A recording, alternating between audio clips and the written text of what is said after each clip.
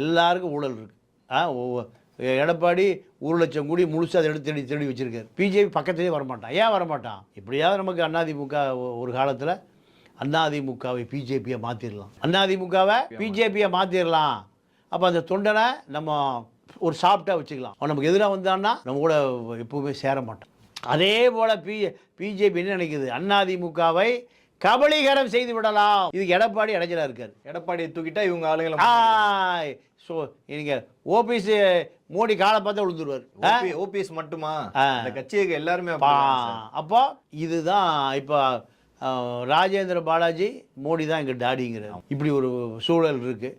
இந்த நிலையில் செங்கோட்டையனை முன்னிறுத்தி அதிமுகவினுடைய அரசியலை அதிமுக கட்சியை சிதைத்து விடலாம், பிஜேபி கட்டுப்பாட்டில் எடுத்து விடலாம் என்பதற்காக காட்டிக் கொடுக்கிற துரோகியாக மாறியவர் தான் செங்கோட்டை.